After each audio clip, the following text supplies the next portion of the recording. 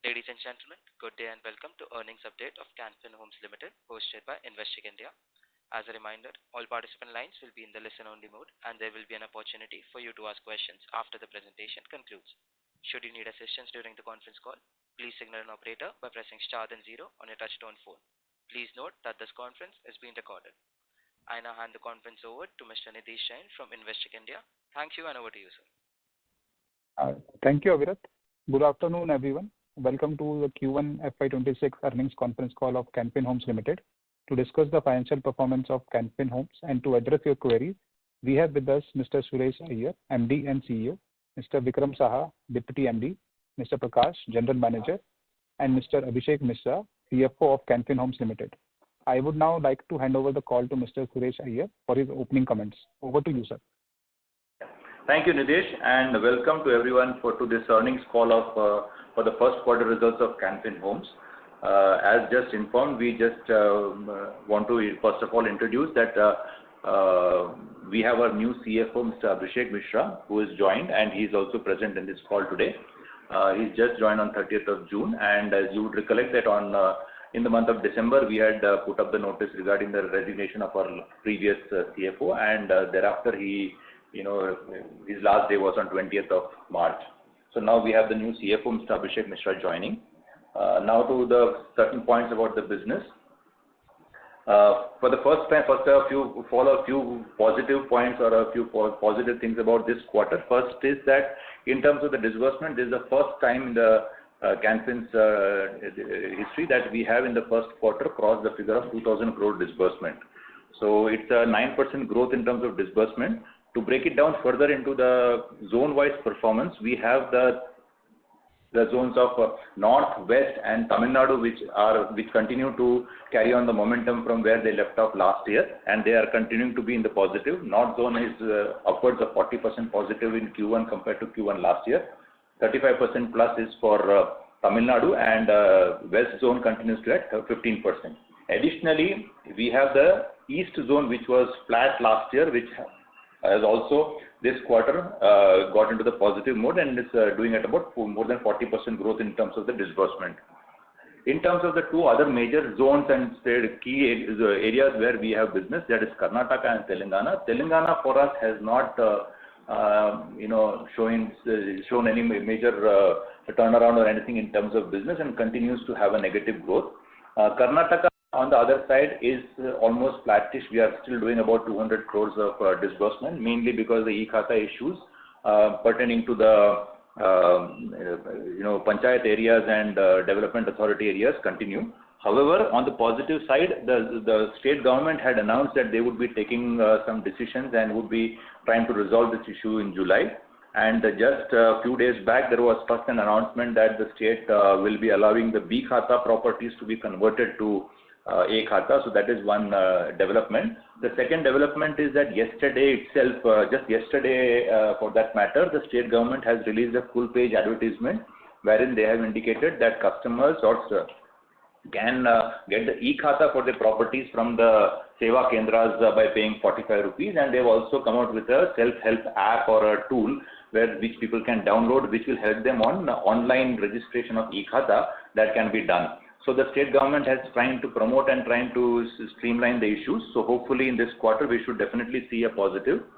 In terms of the business in Karnataka, we have had good inquiries, but we are not able to log in because we are facing issues of e-Khata. Incidentally, in terms of recovery also, we have had almost close to 1.5 crore plus of properties where we have done the SARFAESI sale in Karnataka, but we are not able to execute the sale certificate only because of the e-Khata issue. So it's that also is there. Otherwise, additional 1.5 crore of collections would have come. Second, in terms of the second positive in terms of the collection is that the total delinquency, that is SMA 0 plus SMA 1 plus SMA 2 and NPA put together, for the two positives here. One is that for the first time in the Q1 results, the delinquency, which normally always goes up, has actually come down from the March number. In fact, last year in Q1 there was an increase in the total delinquency by about 360 crores from March 24 number, whereas in this quarter compared to March 25 number, the total delinquency has come down by 280 crores. The second positive in terms of the collections is that this is the lowest delinquency percentage in the last 5 quarters that the company has registered. So these are in terms of this. However, while the total delinquency has come down, there is an increase in the total NPA, which is actually a sequential thing because every year in the first quarter there is a spike in the total NPA. Last year, in Q1 last year, there was an increase by about 39 crores. The year before that by about 32 crores.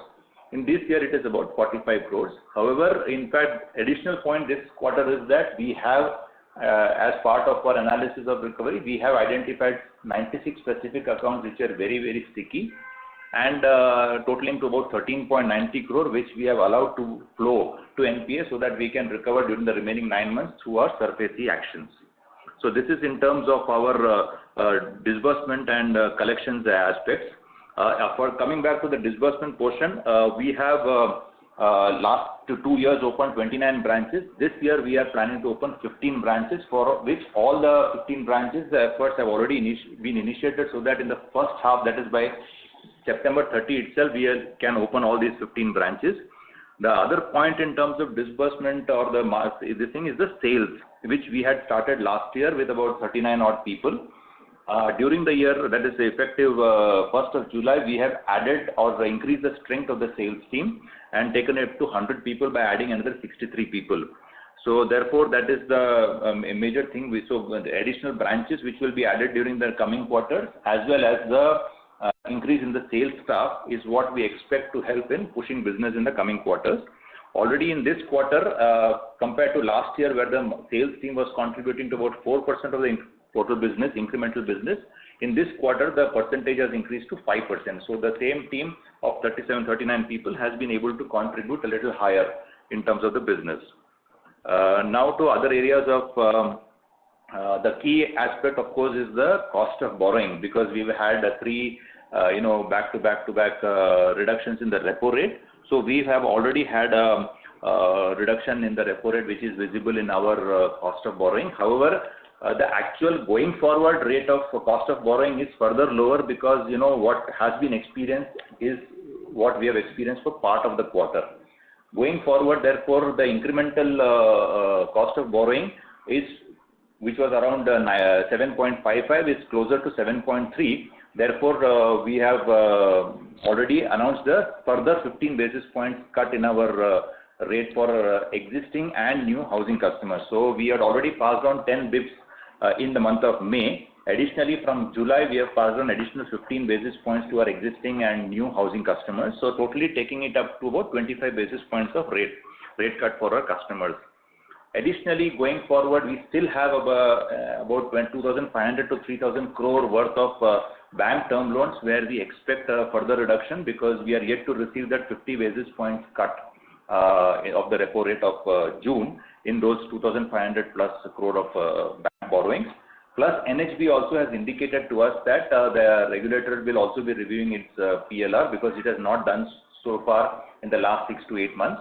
So we are expecting a rate cut coming from NHB also. So going forward also, there will be some impact. Of course, as and when we experience, post that, we will be passing on our rate cut to our customers.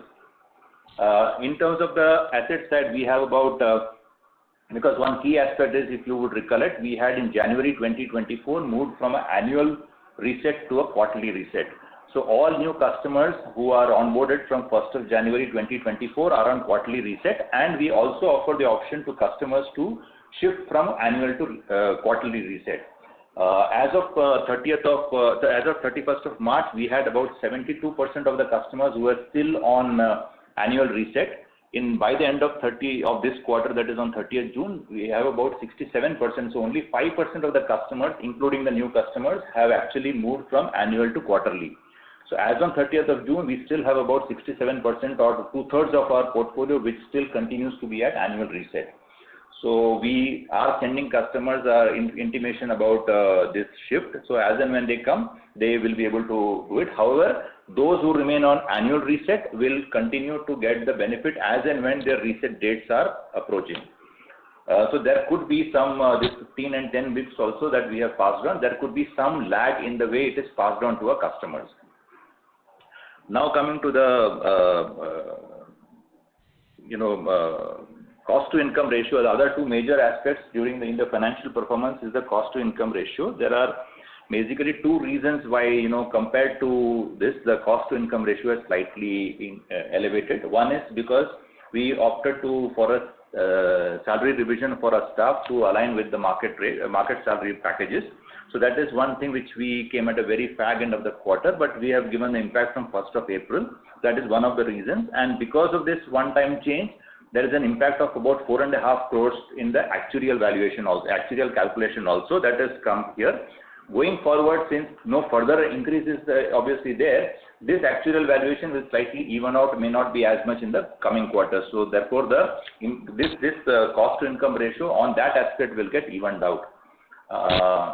So as compared to the first quarter results, there is also a 16.5% increase in the staff count, because of which some of the increase is there. However, if you compare the salary cost compared to our March numbers or the Q4 numbers of last year, the increase is not as much. It is mainly because of the salary hike that is there. The second aspect on cost where the increase is witnessed is the rent and taxes, mainly because of the 25 branches we opened last year, the 6 zonal offices, because last year you would recollect we had added an extra layer to improve the monitoring and oversight of the branches, which was the zonal offices with adequate staff. So 6 zonal offices were also opened after June of last year, which the entire impact is witnessed. And we have also expanded the office space in our corporate office. So mainly the reasons for rent and tax increase is because of this. Going forward in terms of credit cost, the guidance of 15 basis points will continue. We have had a credit cost or the ECL calculation for this quarter, but the way we are looking at the reduction in our overall delinquency going forward, we feel that there would be a further reduction expected in the overall delinquency even in the second quarter. Therefore, credit cost impact will not be as much. Going forward, our guidance for credit cost ratio continues at 15 basis points. Last year, excluding the management overlay, it was 13 basis points only. So we continue to give a guidance of 15 basis points, whereas actually it could be lower than that. Disbursement-wise in Q2, with Karnataka showing some improvement and other zones also doing there, we expect that internally we are pushing for 2,600 crore plus disbursement in Q2. However, as a guidance, we would say it would be around 2,500 crore plus in terms of Q2 disbursement. NIM and spread, the guidance continues at 3.5% for NIM and 2.5% for spread, and ROE also of 2.2 and 17%. And so overall, in terms of the overall disbursement, we are quite confident about the 10,500 crore disbursement figure for FY26 that we have been guiding, and we feel in the second quarter onwards the disbursement will further pick up. So in short, that's the summary of all the aspects. I hope I have covered everything. I now throw it open for any queries. Thank you. Thank you very much. We will now begin the question and answer session. Anyone who wishes to ask a question may press star and 1 on the touchtone telephone. If you wish to remove yourself from the question queue, you may press star and 2. Participants are requested to use handsets while asking a question. Ladies and gentlemen, we'll wait for a moment while the question queue assembles. First question is from the line of Param Bora from Trinetra Asset Managers. Please go ahead. Good afternoon, sir. One thing I wanted to ask was, what is the progress on the planned, means you described the progress on the planned 50 new branch openings. So what are the geographical focus on this expansion, and what is the target number of branches by financial year 28? Okay. For this current year, we are looking at additional 15 branches. We have 234 branches as of 31st March, and we are looking at 15 branches, majorly in the west and north geographies, and that will take our strength to 249 by end of FY26. And for FY28, we have a number of 300 branches that we have targeting. Okay, sir. And one more thing what I wanted to ask was, are you planning to enter any entirely new state or union territory, or will the expansion focus will be on the geographies which you already have presence in? See, we are sorry, we are already present in 21 states. So by and large, we have at least a small presence or a larger presence depending on the state. We are already there. So we are not planning to open in any new geography or any new state. But existing states, we will definitely be expanding only there. Okay, sir. Understood. Thank you. Thank you. Thank you. The next question is from the line of Siddharth from Goodwill Capital. Please go ahead. Hello. Hello. Yeah, go ahead. Yeah, hi. Yeah, I wanted to know about the competition we are facing from PSU banks.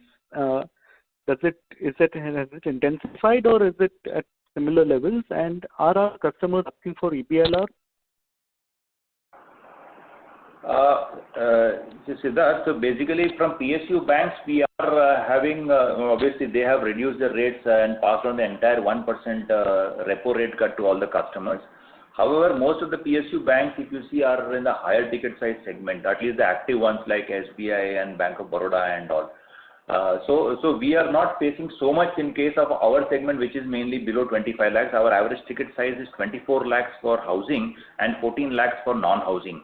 So we are not so far facing, and anyway, what is happening is the rate cut also has put a lot of pressure on their margins. So the aggression which is otherwise there is not coming more. In fact, it is the inquiries are coming more from the customers, not from the banks actually pushing it on the ground.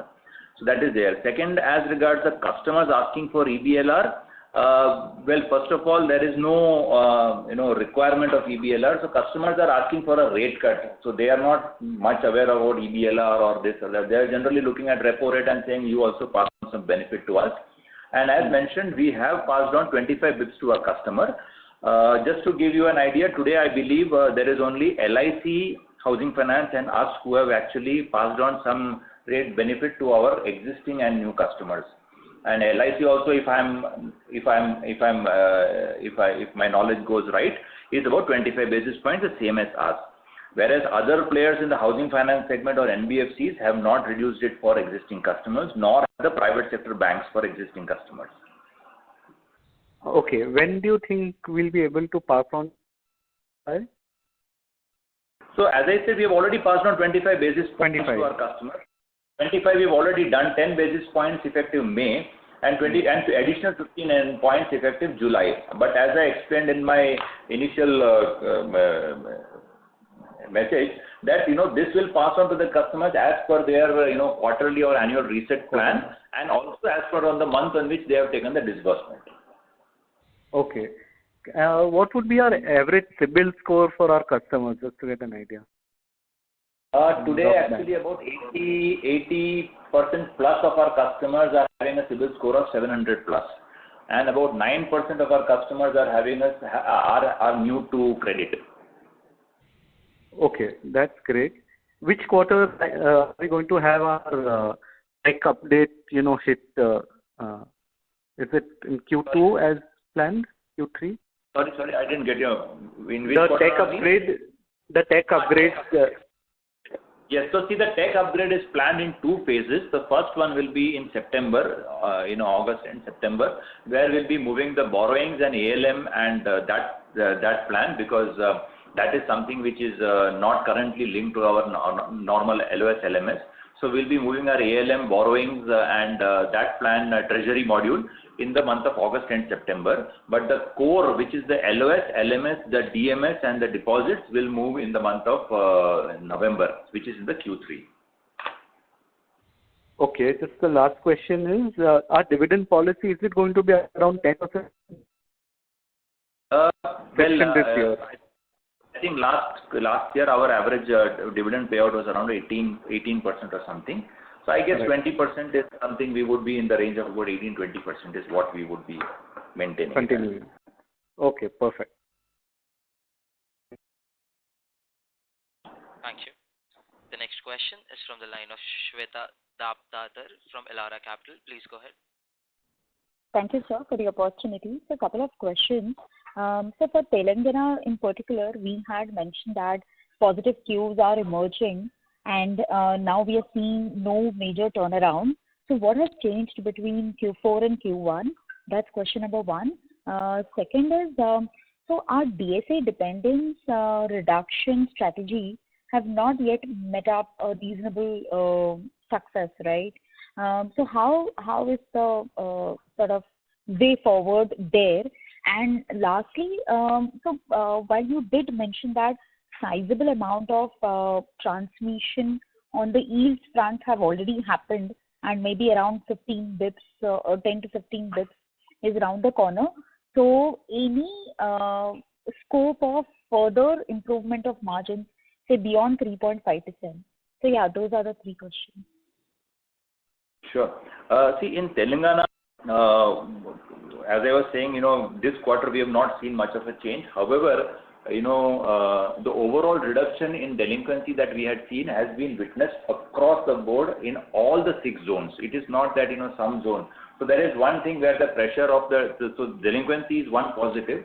And second thing is that in Telangana, we have also made some, changes in the teams and also in terms of the, micro focus and micro analysis also we have done. So I think we should now start seeing something going forward in terms of disbursement. We have already started witnessing and the thing in terms of our delinquencies. As regards the main reason why Telangana was not doing well was the Hydra project. And of late, the demolitions, as I had mentioned in the last quarter also, somewhere, in the Q4 somewhere, the government came out with an announcement that they will not make any further demolition. So at least I believe now for the last 6 months or something, there have been no demolitions under this Hydra. And so that slowly the confidence is also building up in the developer segment and in the people also. Therefore, this is one thing which is slowly now kind of changing things. Because once demolitions happen or all those things, in fact it also affects the price. Now that there is no risk of demolition and all, slowly the prices also are kind of stabilizing, and therefore the customer confidence is also improving. So basically that is what has changed in Telangana. Second, as regards the DSA dependence, it has marginally further come down. We were at 85% in if I were to say in Q4 of FY23. Okay, from there it has consistently reduced to 82%, last year to 80%. In this quarter it has reduced to 79%. And as I mentioned earlier, two things. One, this additional sales staff that we are doing, that is something which is going to bring in more direct business and will slowly help in reducing the DSA focus. And second, in fact, which I missed to mention is that we have had last year 80 APF proposals. And this year also we have added additional APF proposals. So now initially it was more of enrolling the APF proposals or just getting ourselves enrolled as a approved lender. But now with regular contact and everything, we have started getting good inquiries from the APF projects also, directly from the builders or from the sales teams of the project sites. So basically these are the two reasons why this would slowly emerge. But as long as the DSAs are there, it is not that we want to reduce the amount of dependence or we want to reduce the DSA number or we want to stop doing DSA business, but it is just that our direct business, as it increases, the percentage of DSA business will slowly come down. And the last part as regards margins, I guess we are already at 3.64, which is above our guidance that we have been consistently giving of 3.5. So we have maintained that we will be about 3.5, and in this quarter also from 3.57 it has increased to 3.64. So I guess that will continue, that we will continue to keep it about 3.5. Now 4% and all, I am not sure it is possible any time now. I think it is, we also have to be cognizant that we have to offer attractive rates to get a better quality customer. So that is one thing. So that's about it. Thank you, sir. Very useful. Thanks, Shweta. Thank you. The next question is from the line of Shubhranshu Mishra from Phillip Capital. Please go ahead. Hi, Suresh. Good afternoon. 4 questions. So given the fact that we are facing the issues in growth, are we thinking of having any co-lending arrangements with other HFCs or banks? first. Second is, I see a housing CRE segmentation around 11% of our AUM. So is that the construction finance or is it the APF sales? Related to this, do we have any plans to have a construction finance vertical, LRD vertical to prop up the growth? Given the fact that we are optimistic about the second quarter and second half in general, what is the number of home loan contracts we would onboard on a monthly basis? What are we budgeting for? And most of the HFCs have a separate subsidiary for cost measures to onboard the sales staff. Like I'm sure you'd be aware of it. For example, HDFC sales was there. So do we have plans to have a similar subsidiary? Thanks. Good afternoon, Subhranshu. Thank you. I'll just respond one by one. See, as regards co-lending and everything, we have not, definitely not with the banks, because today we don't have any pressure of, so we will actually have to be the majority or the primary lender. So the 80% has to come to us if it is there. So obviously we cannot, have a co-lending arrangements with banks because they would want to be the major partner. Here we will have to, if at all, do it with the smaller players where we can get 80% of the portfolio or the pool, and the origination happens at the other end. Now, as of now, we don't have any policy for DA or for portfolio buying or co-lending. So we are actually open to it, but we will take it as we once post this IT implementation or something, we will take it, because right now one after the other we are handling other issues. So we will be taking it up probably after that. As for CF, currently we don't have a CF position, and we don't intend to also start a direct lending to developers. We will be more purely into the retail segment only as of the moment.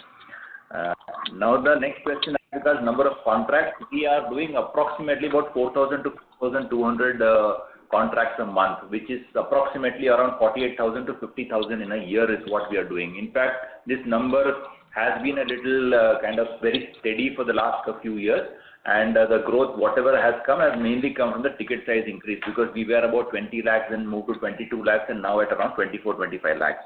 So basically, the number of contracts per month have remained the same, which is something we know with direct sourcing we expect to increase.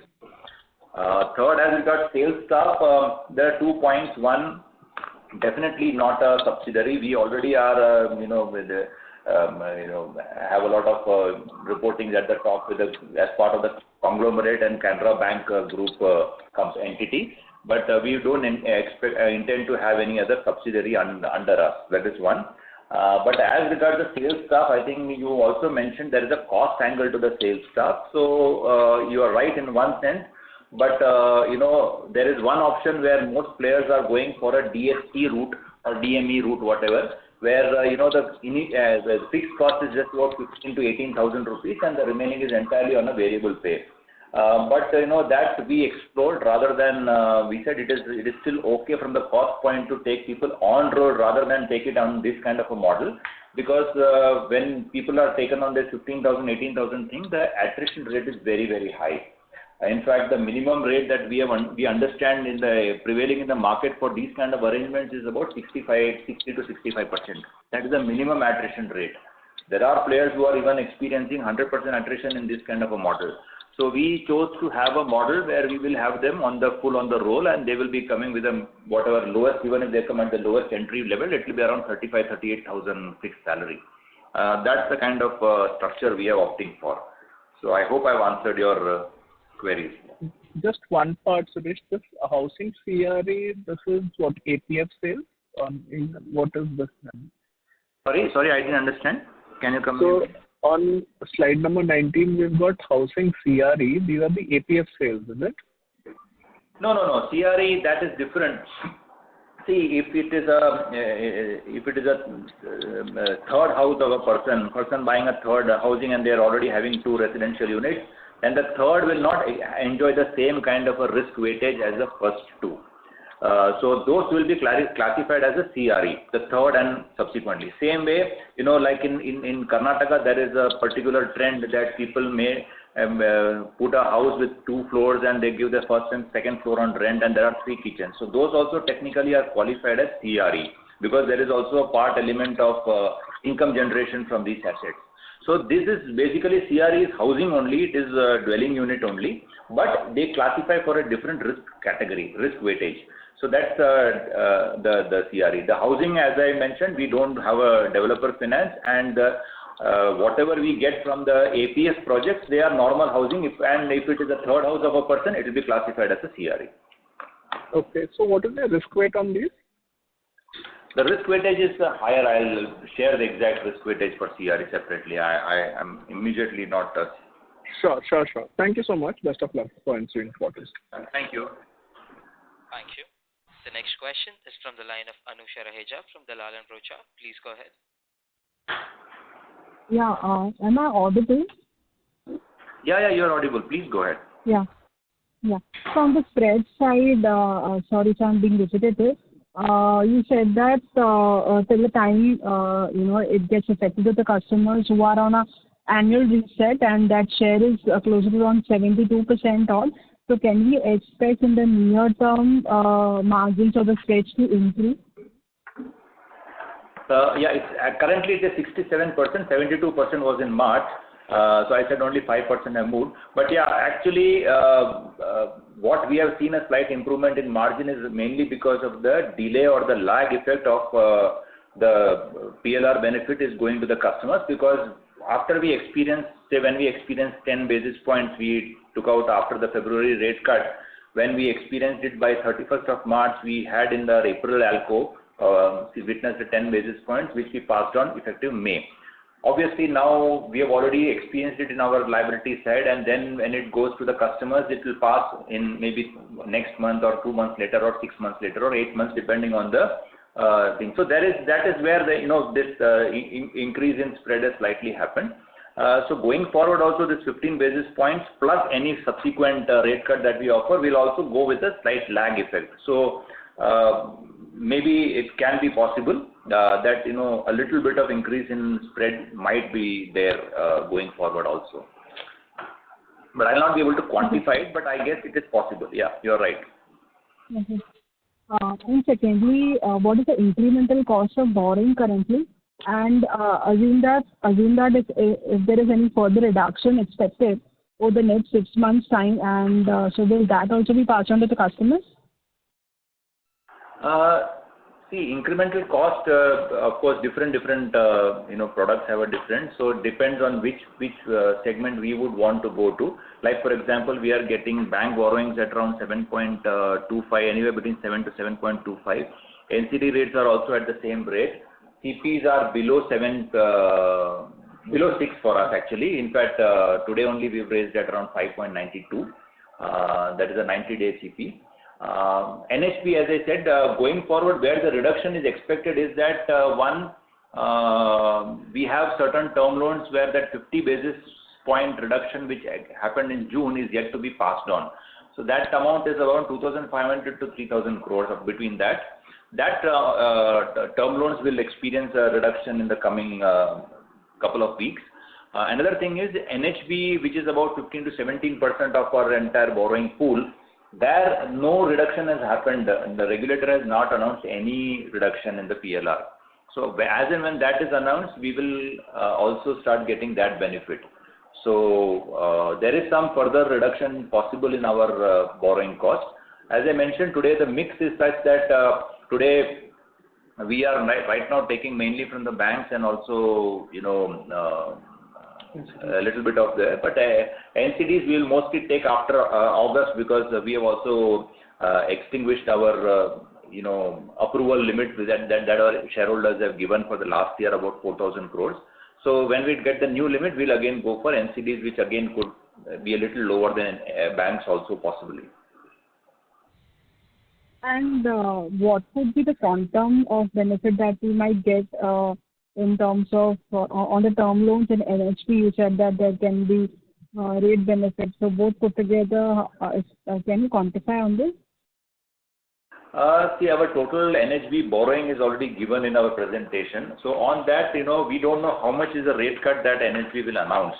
and what are the terms, whether that will be immediate, whether that will be on a quarterly basis, or whether they will immediately impact it, because already it's been more than 6 months that the rate cuts have started, but they have not done anything. So it is quite, so I will not be able to quantify as of the moment. It all depends on how much NHB passes on and on what terms it passes on to us. But I would say if at all it comes, today 50% of the NHB, or I think about 45% of the NHB borrowings are on fixed rate, because these are under the special AHF line of funding where the rate is fixed. So even if at all we get, it will be again on the balance about 3,500 crores kind of thing that we will get. Currently our NHB refinance is 5,800 crores. About 40% of this, as I said, is fixed as the AHF. So the remaining 60%, which is around 3,200 crores or something, is where we will get the rate benefit when NHB passes.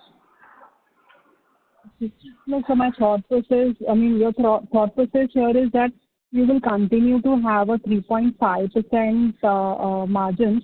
So irrespective, if you get a higher benefit, that will be passed on to the customers. Is that the thought process? Yes.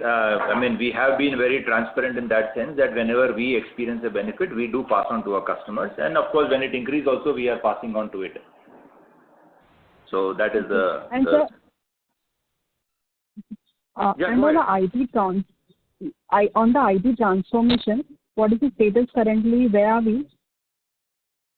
In the IT transformation project, as I mentioned, there are 2 phases in which we are going to be implementing. So on both the things, we have our governance structure where we have a daily stand-up meeting, we have a weekly and fortnightly meetings and all, and once in 45 days meeting for update to our IT strategy committee. As of now, the project schedules are going as per the timelines which were given or drawn up at the beginning. So we are very much on course for August end implementation of our ALM and treasury modules and borrowing module, and November first week for our LOS, LMS, DMS and everything. And if I'm not mistaken, the quantum is around 35 odd crore projected per year, right?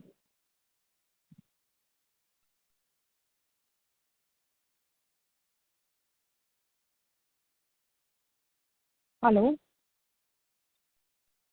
Hello, sir. Am I audible?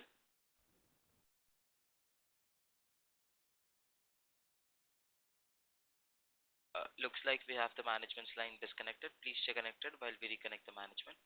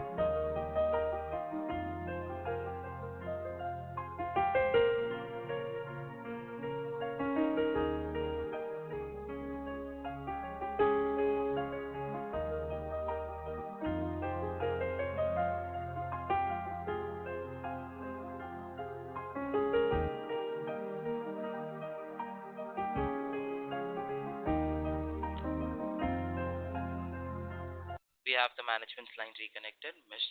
Anusha, please go ahead with We had a small issue here. I guess I was just mentioning that, Shubhranshu, to your last question, the CRE risk weightage is 100%. Hello? Anusha, please go ahead with your question. Yeah, just one last question from my end. Sir, can we expect the assets growth, to pick up the pace? We can push the pedal there more when the IT transformation is done.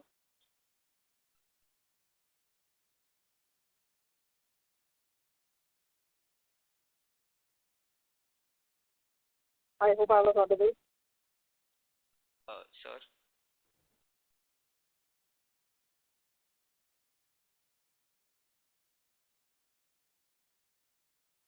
Please stay connected. We have the management line disconnected.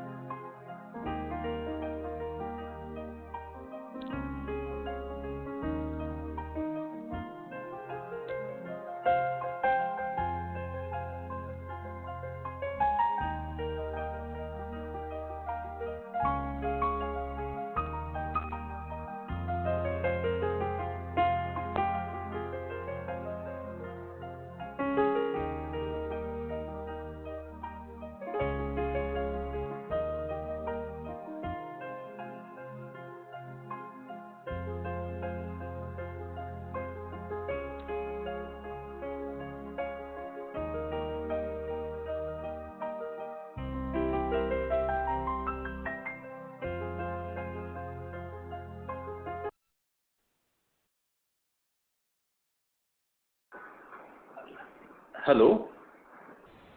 Yes, sir. Please go ahead. Yeah. Yeah, AUM growth, I think you were asking for. So yes, going forward, definitely with the increase in our growth, disbursement growth, the AUM growth should also pick up. Normally it comes with a lag. So this year, if we are doing about 10,500 crore at the current rate, we should be able to add about 5,000 crore to the AUM, which should be around 12 to 13% approximately growth in the AUM. And with the same kind of growth in the coming year, in terms of disbursement, the next year growth should actually increase or move up to around 15%. Okay. Okay, sir. Thanks. Thank you. The next question is from the line of Pavan Kumar from Ratnatraya Capital. Please go ahead. One thing I wanted to check was the non-employee expenses. There has been almost like a 10 crore decrease. So I just wanted to understand what is it and is that sustainable? And secondly, what are the kind of growth drivers we are looking at going forward? What will change for us to actually achieve this particular growth? Because So as I mentioned, I think other than the salary cost, the major area where the cost has gone up is mainly the rent and taxes, because last year whatever we added the 25 branches as well as the 6 zonal offices and extra that space that we have taken or increase in our head office, all that has come post June. So in the first quarter, all these expenses were not there. So that is actually quite a large component. The second component is about 1 crore additional in provision we have made for our CSR expenses, because with the increase last year we had a CSR target or budget of 16.12 crores. This year it is 19 crores plus. So therefore about 75 lakhs is the extra CSR portioning that has happened in this quarter. So these are the two major expense on the expense side. As regards growth drivers, one of course is the branch expansion that we are doing. The last, in fact, 29 branches that we have opened net in the last 2 years, in fact, they have also started contributing. Last year, the total additional business that these 29 branches brought were about 101 crores, mainly from the 14 branches that we opened in FY25, because the FY24, because FY25 branches were mostly opened in the last quarter, therefore have not contributed much last year. So this year again, all these 29 branches will be there. Plus this year we are front-ending the branch expansion, and by 30th September itself, we plan to open make all the additional 15 branches operational. So branch expansion is one area which will bring. The second growth driver, of course, is the sales team. Last year we got about 39 odd people in a sales team, and they were able to contribute in Q4 about 4% of the incremental business. This quarter, the same team has done about 5% of the incremental business, and effective 1st of July, we have increased the strength from 37, 2 people left. So 37 plus we have added 63 people. So as of now, we have 63 plus 37, that is 100, and we plan to add a few more in the coming weeks. So these are the two major drivers for growth. Of course, there will be a little bit of increase in the ticket size, and actually Karnataka and Telangana both are zones where actually our ticket sizes are a little higher than our overall company average, and these two markets are presently also slightly weak for us. So as and when they pick up, also the ticket size over there will also pick up. So basically it is the branch expansion and our sales team. Can you also just give me an idea of what do you expect the cost to income be this year and next year? See, this year we expect, as I mentioned, there is an actuarial impact which has come entirely in the Q1. In the next 3 quarters, the actuarial impact may be a little more subdued. Therefore, by end of the year, I guess our cost income ratio should stabilize around 18%. Okay. And next year, next year with the IT cost coming in, I think it will be around closer to 19, because earlier we had expected it to be 17 and 18, but with the salary hike which is almost impacted by 1%, we revised our targets to 18% for current year and 19% for next year. Okay. Okay. Thank you. Thank you. The next question is from the line of Siraj Khan from Accidency Capital. Please go ahead. Hello, I'm audible?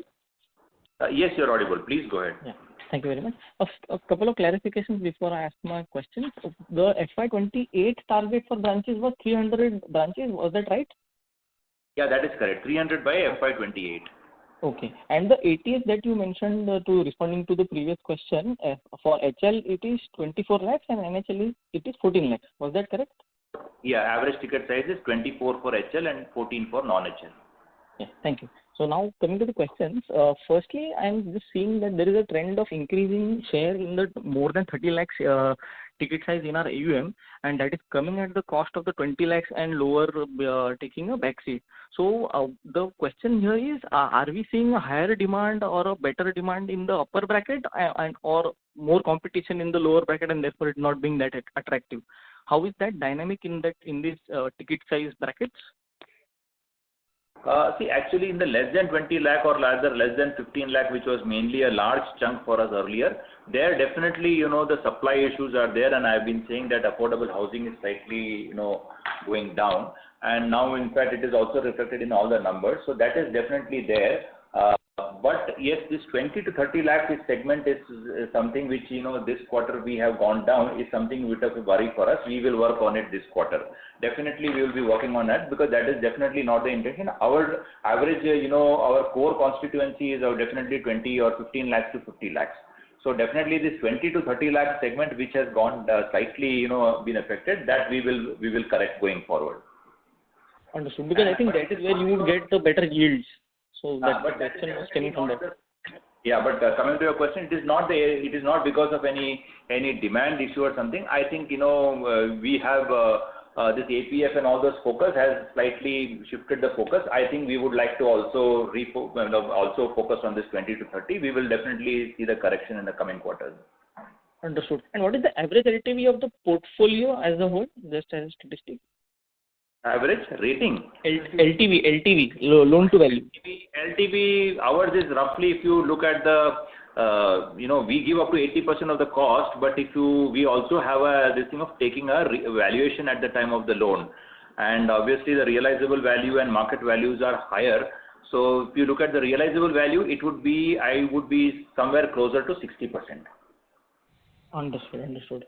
Now coming to the login growth, so our approvals have been kind of 4.6% growth YOY to 2060, and the disbursement ratio, approvals to the disbursement ratio is 98%, so it's at one of the highest levels.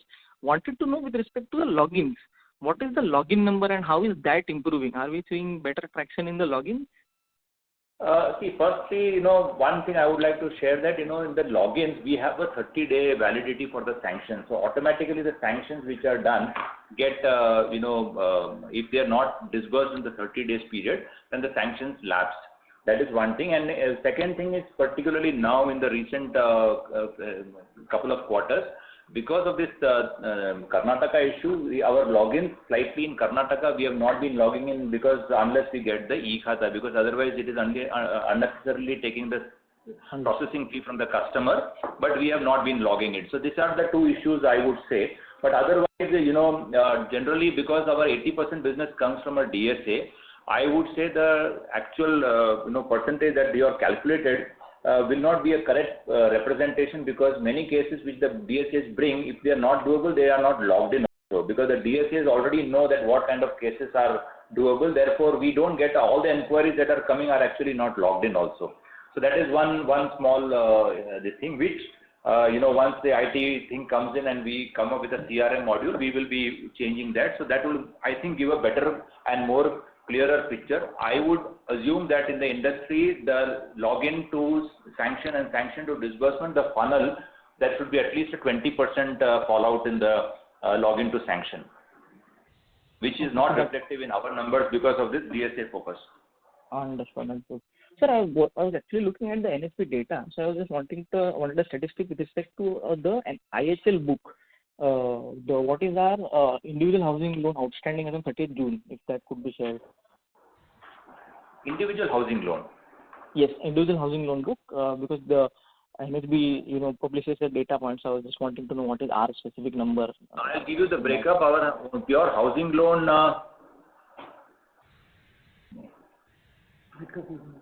Then I will be able to give you the breakup separately, but if you look at it, excluding CRE, today it is 74% is our housing. Okay, so of the total book, what would be the approximate percentage, the ballpark number of individual housing loans? Or a ballpark would also suffice. No, see, in our okay, I'll give you the breakup of housing, non-housing, everything separately. But today, our first of all, we don't have any corporate books, so everything is retail. Understood. Within that, housing, non-housing, I will give you the separate numbers. I'll just give me. Yeah, no worries. Thank you. And just finally, on the the book rundown. So we've been under 4% for the last 5 quarters, and annualized it comes around to 15%. What would be BT out of this? So like, what would be the annualized BT out that we are targeting, and the overall annualized rundown rate for the year? Sure. See, annually, if you look at it, the 15% that you're talking about, 15 to 15.5%, out of that, less than 4% is the BT out. Because we have about 3.75% is the amortization. Then we have a huge amount of part payments coming in, which is almost around 8% or thereabouts, where people only make part payment, but the case is still live. So which is basically just to reduce their liability or reduce their EMI. They just look at it. So our actual BT out or loan closures is only about 4% out of the total. Okay. Thank you. I'll join back in with you. Thank you. The next question is from the line of Shripal Doshi from Equirus. Please go ahead. Hi sir, thank you for giving me the opportunity. So my first question was on what percentage of our bank borrowing is linked to T-bills and repo? Sorry, can you come again? What is that? What percentage of our bank borrowing is linked to T-bills and repo? Approximately 20%. So 80% is linked to repo and 20% linked to T-bills. Okay, so we do not have anything like, we do not have MCLR linked, so entire bank borrowing is shifted towards T-bills and repo, is it? Yes. Okay. And sir, you were highlighting about NCD borrowing. So what was our incremental borrowing rate during the quarter for NCDs? During the quarter, just a second, I'll give you.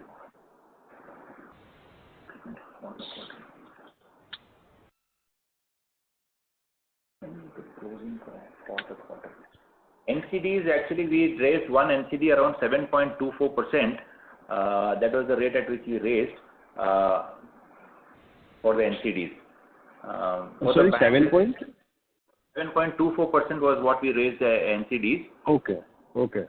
Got it. And last quarter it would be higher, right?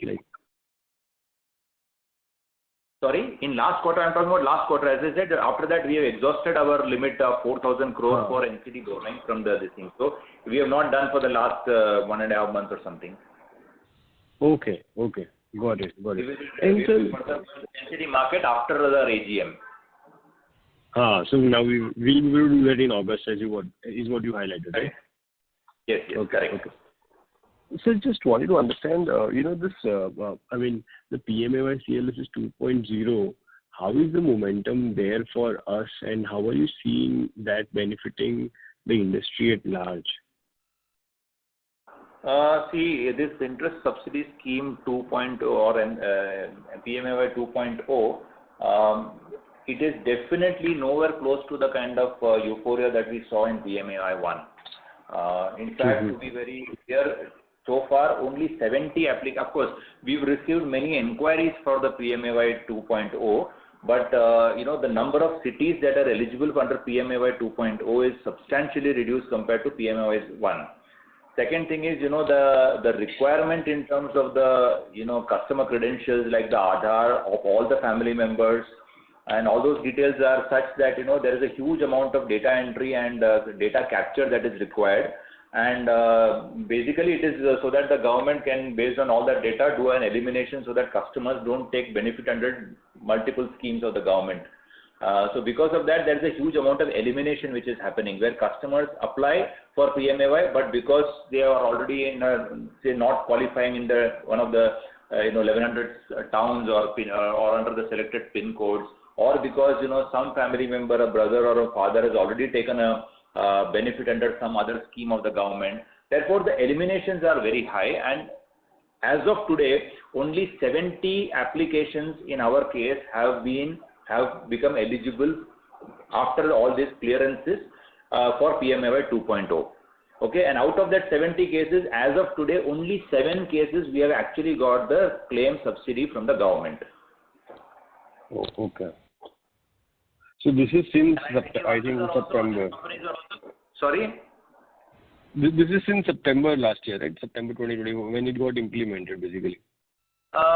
Yes, actually they implemented it from September, but by the time the portal was ready and everything, it was almost November. But anyway, the point is from September till today, only 70 applications have come. That is in about 10 months from 1st September to today, only about 70 applications have cleared and are eligible. Now, out of this also, customers, some of them could drop out and may not avail the loan, and only 7 cases we have got the subsidy.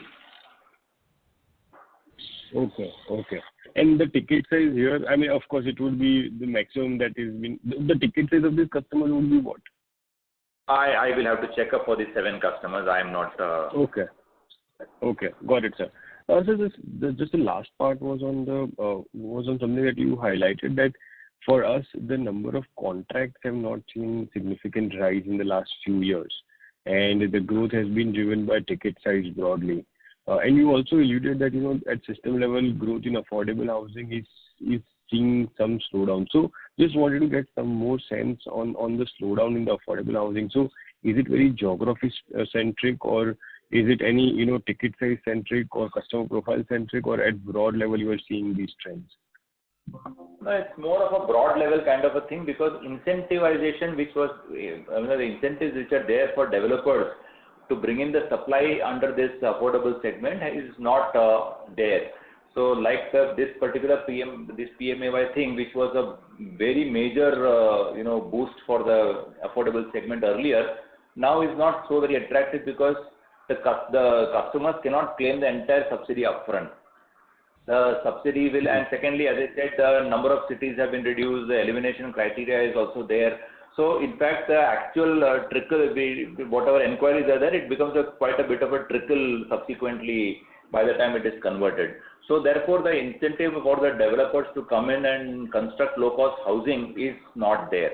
And obviously, compared to premium housing or mid-segment housing, affordable housing is a slower moving product. So unless the incentives are there, this segment will not see the supply coming in.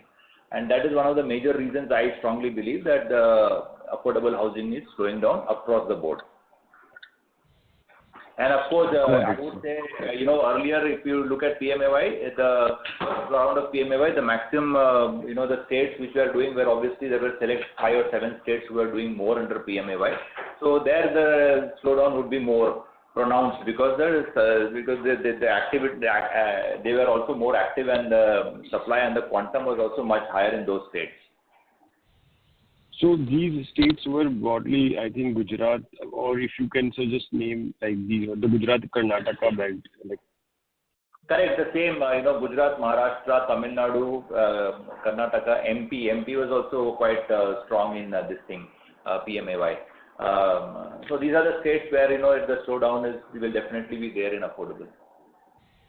Got it, sir. Got it. This is very helpful, sir. Thank you so much, and good luck for the next one. Thank you, Sripal. Thank you. The next question is from the line of Vishal from Bandhan Asset Management. Please go ahead. Hi, thank you for the opportunity.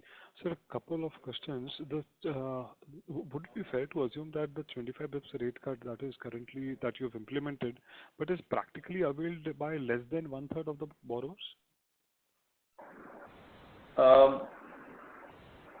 Approximately 1/3 of the borrowers would have availed it. You are right, because at least the 10 basis points of May would have happened in May, June and July, almost July. So at least some rate benefit for all the quarterly customers would definitely have been translated. For the annual customers also, some of them who have probably fallen, whose rate reset clause has fallen in the months of May, June or July, they also would have experienced it. But by and large, you can say that yes, 1/3 of the customers have got this benefit. The remaining 2/3 have not, are yet to experience that. Fair enough. And on the liability side, could you give us a perspective on what is the kind of decline in cost of funds that you would see, say by September quarter or by December quarter? What would be if you could say in terms of bips or whichever metric you find feasible? See, at least as of the moment, I can definitely say that a 50 basis point cut in approximately around 3,000 crore of liability book is definitely on the cards, because that is the one portion of the bank portfolio where we have not experienced the rate cut. Other than that, in terms of the entire CP portfolio which was there in the last quarter or in the of last financial year or in the last quarter or Q1 of this year, that anyway is getting repriced as it is, and the entire impact has already come into the CP portfolio. NCDs are fixed, so that is not a question. And probably, our NCD overall, we had cost has not changed much. In fact, it has only increased because one of a very low cost, 750 crore of low cost NCD which has matured in the Q1. So that is not actually majorly impacting in NCD cost. And going forward also with the kind of rates that we are seeing, I think it has kind of stabilized unless there is a further rate cut. So 7.24 is what we will probably get today also. 7.2, 7.24 is what we might get today if we go to the market. So that is what is the rate. So NCDs, I don't expect any further rate cut. As I explained earlier, NHB is definitely likely, but I cannot quantify. If at all it comes, it will come on approximately 3,000 to 3,200 crores of portfolio of NHB, which is under fixed floating rate. So there some reduction is possible, but that depends on how much NHB reduces. But so as of the moment, the only thing I can say with confidence is that approximately 300 crore of bank borrowings, a 50 basis point cut is definitely pending and should come in a couple of weeks. But so, looking at 53% of your borrowing is from banks and 80% of that is linked to repo. So the quantum of decline that we should see should be much higher, right? I don't know if I'm missing something. So actually today, if you see the cost of borrowing which is there in Q1 is 7.42. But that is because some of the rates we got the benefit in April, some we got in May, some we got in June. So effectively the 7.42 is what we have experienced in the book. However, going forward, if you look at my liability profile, my current rate, coupon rate, or it would be around 7.3. So going forward, my cost will be 7.3. Same way, however, on my asset side, what is 10.09, it will see a reduction. But again, it will not go in a point below 2.6 spread. That's the point. I hope I've explained, the difference between what is experienced in the book and what is my coupon rate. No, fair enough, sir. So I understand that there's a difference between stock and flow, and your focus on the spread. But my question was more from the cost of fund. Like, I mean, looking at the way rate cuts have happened and all, and your exposure to the on the liability side, it seemed like the 7.4 instead of 7.3, we thought could be slightly lower than that as well. But so 7.3 we should get by December or by. No, 7.3 is what we are already having in the books right now. Of course, incrementally the cost of borrowing will be, as I said, NCDs are at 7.24, bank borrowings are all coming at 7.25 and below. NHB, if at all it comes, it will be in fact sub 7, because last time when we got it, it was at around 6.5 or something was the average rate, 6.5 or something was the total blended cost of the NHB borrowing. CPs of course are coming at sub 6. So effectively, my incremental borrowing cost is definitely below 7.3. Plus the fact that on my 7.3 is considering that my 3,000 crore of bank borrowing is still at a higher rate and 50 basis points is yet to be translated. So I guess once that 3,000 crore portfolio also gets repriced by 50 basis points, my cost of borrowing would be around 7.25 or 7.26, which will be in line with what the incremental bank borrowing or incremental NCD I might be raising. Okay. So my last question is on the growth front. I mean, when we Sorry say to that interrupt, Mr. Vishal. May we request you return to the question queue for a follow-up question, as there are several participants waiting for the turn. Thank you. Thank you. Ladies and gentlemen, in order to ensure that the management is able to address questions from all participants in the conference, please limit your questions to 2 per participant. The next question is from the line of Kushan Parekh from Morgan Stanley. Please go ahead. Thank you for taking my questions. I have 2 questions. One is on the OpEx side. If you could just help us understand the differentiation between the recurring and the non-recurring part of the employee cost. So out of the 42 crores, how much should we expect to recur in the next quarter, given the several changes that we have had in terms of team size, etc.? And also, the second question is around the asset quality. So we maintain our 15 basis point credit cost. If you could just elaborate on that, as in where do you see the GNPA ending up at exit F26, and what is the provision coverage that we would like to maintain? And also on the sticky accounts that we are allowed to slip to NPA, what is the current provisioning against those accounts? Sure. Those are my questions. Yeah, sure. In terms of the OpEx cost, this 42 crores that you have mentioned, as I said, there is about 4.5 crores approximately, or 4.5 to 5 crores, which is mainly on account of the actuarial cost, which is almost one time, you can say. Going forward, that may not be there. Around 36-37 crore is the cost, which is the continuous cost which will be there on the existing, because approximately 12.2 crore or something is the annual salary expense that is coming out for us. So in a quarter, that will be around 36-37 crore. So that is the one which will continue in the remaining 3 quarters as well, barring of course the additional which will be for whatever additional staff we will be taking. But by and large, it will be around 37 crore is the actual fixed cost which will now continue in the remaining 3 quarters as well. Second is as regards 15 basis points credit cost guidance that we have given. So last year when we had about a total of about 75 odd crores of total provisioning that we did for NPAs and everything, that was approximately working out to around 13 basis points. In this quarter, as you have already seen, we have a 280 crore reduction in our gross delinquency in absolute value also, 280 crores. And going forward also, some of the steps that we have taken and some of the things of the way that we are experiencing even in this month, we expect that to further come down a little bit. That is in terms of the overall delinquency, and particularly in terms of the NPA, which is around 378 crores, we expect it to close somewhere around 0.80 by the end of the year, because assuming around 43,000 crore of book that will be there, in which case 0.80 will work out to around 340 odd crores of NPA, which is another 38 crores reduction that we are seeing in the remaining 3 quarters. This particular 13.9 crore of sticky accounts that we classified as which we allowed to flow, obviously as per the ECL model, they are the working is there. We have to follow the ECL model. So Based on that, the provisioning is coming, and overall, as you know, for stage 3, our provisioning is roughly around 47-48% is what is our normal, provisioning percentage. Got it. So we should not expect any additional provisions coming in for these specific sticky accounts, right, going forward?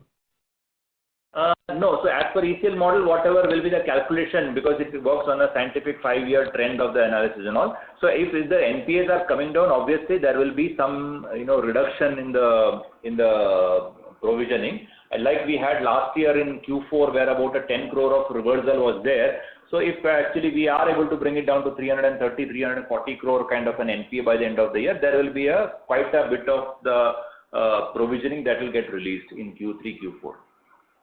Understood. This is clear. Yeah. Thank you. Thank you. Yeah, thank you. The next question is from the line of Damodaran Kutti from Aquitas Capital. Please go ahead.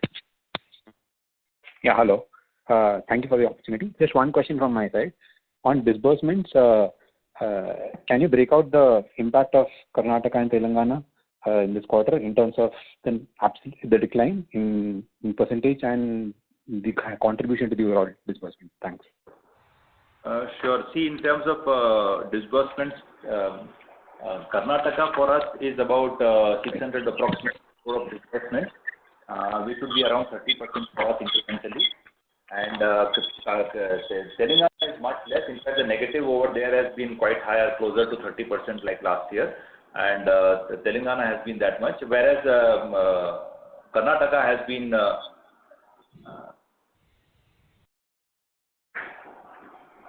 almost close to 600 crores is the disbursement in this thing. So about 30% business is from this, whereas Telangana contributes just about 1/3 of it. It's just about 200 crores plus 225 crores or something is the disbursement there. Sure. And in terms of the percentage decline for these two states? As I said, 29% is a decline for Telangana, and Karnataka in this percentage terms is around 12%. Sure, thanks. That's all from my side. Thank you. The next question is from the line of Abhijit Tibrewal from Motilal Oswal. Please go ahead. Yeah, thank you, sir, for taking my question. So just two clarifications. First thing is, you said that 67% of the customers are still on an annual reset. Suffice to say, right, that in the next maybe 9 months or so, on a rolling basis, all the customers will get benefited to the extent that we have taken the PLR rate cuts. Correct, that is correct. There will be a flow. As I mentioned, about 5%, we were 72% were on annual as on 31st March, and now it is around 67%. There is a 5% reduction, but yes, more and more customers will now, in fact, I was expecting a higher flow from annual to quarterly because the repo rate cut has been quite substantial at 1%. So I was expecting it to be higher, but only 5% have converted. But yes, going forward, this entire portfolio will also should shift. Got it. And so the other thing I was just trying to understand, just referring to slide 25 of your presentations, where you give the rundown ratios every quarter, right? So while I understand we are in a very different rate cut cycle, we are in declining rate cut cycle now, but typically if you look at that slide, every 1Q, there used to be a dip in the rundown rate compared to 4Q. We've seen that consistently for the last 3 years. This year, it has marginally inched up, right? So basically, all I'm trying to understand is there a rate through for balance transfers here? Because earlier in the call, you had shared that out of the total rundown of 15.5%, just about 4% is BT out. So what I was just trying to understand is that 100 basis points repo rate cut has already happened. Most of the PSU banks, right, at least from the back book, has passed on 100 basis points and are also doing similar or a slightly lower cut in the newer disbursements that they are doing. And despite that, across the industry, I'm talking about the HFC industry, like you had mentioned earlier, except we and LIC, none of the other HFCs have taken that kind of a PLR cut as yet. And despite that, the balance transfers are not inching up. So how should we read these two things is what I was trying to understand. I would not say that, the balance transfers have not inched up. Probably they have, and because we also do, if I look at the number of customer requests that are coming for rate reduction, the branch feedback that I am taking, it regularly, there is a slight increase or a definite increase in the number of customers who are asking for a rate cut. And so there could be have been definitely a slight, segment where they would have already moved more than the normal. But it would be more to the PSU banks. But coming back to the PSU banks, as I mentioned, their margins are also now getting squeezed. So the pressure would be more from the customers wanting to shift away rather than the banks trying to pull the customers away. So the pressure is more from like a customer who definitely doesn't want to continue here, so he will go to a bank and make an application rather than a bank now, aggressively coming and doing campaigns to poach customers from PSUs, from NBFCs and HFCs. So that is what it is. But I guess this is one of the reasons why we have not, because we have at least been able to pass on 25 bips. And in fact, we have seen that many customers are also understand that we are the only ones who at least passed on. So that transparency has helped to some extent in doing it. Maybe if we were to have a aggressive BT in strategy, we might probably have been able to pull from other NBFCs and HFCs also, but we don't have any major such strategy. Got it. And so lastly, just trying to understand, you guided for a 10,500 crore in disbursements, 12-13% kind of a growth, but that would mean, like you said, right, 2,600 crores of disbursements in this quarter. So just trying to understand from almost 2,000 crores in this quarter, how do we see this run rate improving to 2,500 crores in the second quarter? I acknowledge you spoke about adding another 67 thereabout direct sales staff. You spoke about APX, right? So are those things and branch expansions, I think I recall you said, will be front-ended until December. So are those things you seeing will help you get to that 2,500 crore disbursements in the second quarter, or are there other things beyond what I just mentioned? No, just one other thing I would mention is that, April month particularly is one month where we always see a huge drop. Okay, so roughly like around 800 crores if we are doing in the month of April, we had less than 500 crore of disbursement. It's only in May and June that we have picked up and we have done it, which is a normal thing which happens every year in the month of April. There is a huge drop. So effectively, if you look at what we have done in the month of June also, it is almost around 800 crores. It is 800 crores. So therefore, that 800 into 3 would as a 2,400 is something which is built in.